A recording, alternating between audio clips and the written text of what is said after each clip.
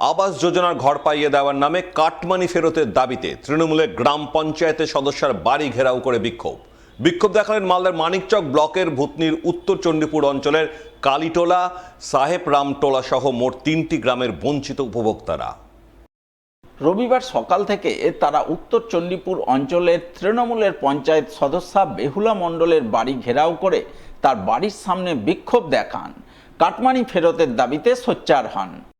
আবাসের নামে টাকা তুলেছ, জবাব চাই, জবাব চাই, জবাব চাই, ছাড় চাই, জবাব চাই, জবাব চাই, ছাড়ছি না, ছাড়বো না, ছাড়ছি না, দিতে হবে, দিতে হবে। পঞ্চায়েত সদস্য ডালিম মণ্ডল অবৈধভাবে আবাসের নাম করে টাকা তুলেছ, জবাব চাই, জবাব চাই, জবাব।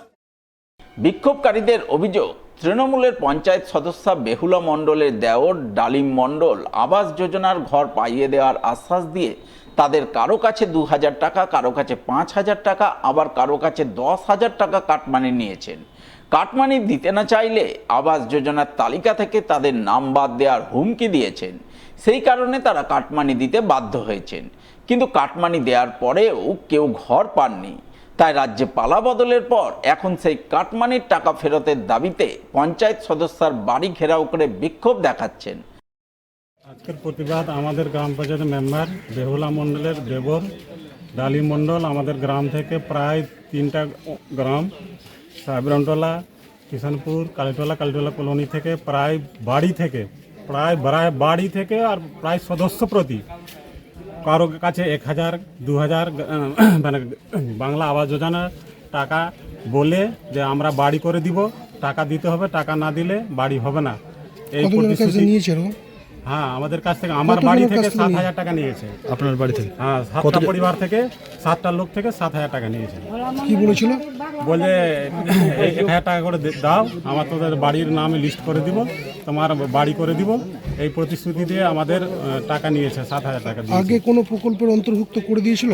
টাকা প্রকল্পের অন্তর্ভুক্ত বলছে যে ওই যে দিদিকে বললো ফোন করে নাম লিস্ট করো, আমি তোমার বাড়ি করে দিব। বেহুলা মণ্ডল তার প্রতিনিধি, তার ভাইপো হয় ডালিম মণ্ডল। উনি কাজ করতেন। কি কাজ করতেন? উনি পঞ্চায়েত সদস্যের কাজটা উনিই করতেন। সমস্ত কিছু গ্রামের রাস্তাঘাট থেকে শুরু করে যা যা স্কিম আসতো সমস্ত কাজ দেখভাল উনার। 100 দিনের কাজ থেকে শুরু করে যত রকমের গ্রাম পঞ্চায়েতের কাজ উনি করতেন। আর মেম্বার সদস্য আমাদের নামে মাত্র, কিন্তু উনি সমস্ত কাজ করতেন। আমরা পঞ্চায়েত মেম্বার বেহুলার বাড়ির সম্মুখে উপস্থিত হয়েছে এই জন্য যে উনার দেওর ডালিম মণ্ডল আবাসনের নাম করে এলাকা থেকে প্রায় 500-এরও অধিক লোকের কাছ থেকে কারো কাছে 1000, 2000, 5000, 11,000 টাকা পর্যন্ত তুলেছে।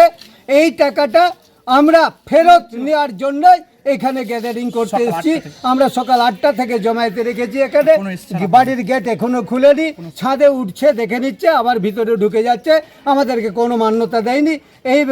এই জন্যই আমরা কিন্তু আইনকে হাতে নিব না বলে প্রশাসনকে খবর করেছি এবং মিডিয়া বন্ধুকেও খবর করেছি। টাকা নেওয়ার সময় কি বলা হয়েছিল? আমরা বাড়ি করে দিব। হ্যাঁ, ইনকোয়ারি হবে, ইনকোয়ারি হলে তারপরে তো স্যাংশন হয়ে যাবে, বাড়ি করে দিব। আমি সমস্ত দায়িত্ব নিচ্ছি, তোমাদের বাড়ি হবে, তোমরা টাকা দাও, টাকা দিলে আমি নামটা লিস্টেড করে নিব। টাকা না দিলে বাড়ি পাবা না, টাকা না দিলে বাড়ি পাবা। এদিকে এই খবর পেয়ে ভূতনি থানার পুলিশ ঘটনাস্থলে পৌঁছায় এবং পুলিশ গ্রামবাসীদের কাছ থেকে অভিযোগ শুনে গোটা ঘটনা খতিয়ে দেখতে তদন্ত শুরু করে বলে জানা গেছে। রাজ্যে বিজেপি সরকার গঠনের পর রবিবার প্রথম বিজেপির যুব মোর্চার দক্ষিণ মালদার সাংগঠনিক সভা হয়ে গেল মালদায়। আর এই সভায় দলীয় কর্মীদের মাছ ভাত খাইয়ে বিরোধীদের সমালোচনার জবাব দিলেন বিজেপির যুব মোর্চার নেতৃত্ব।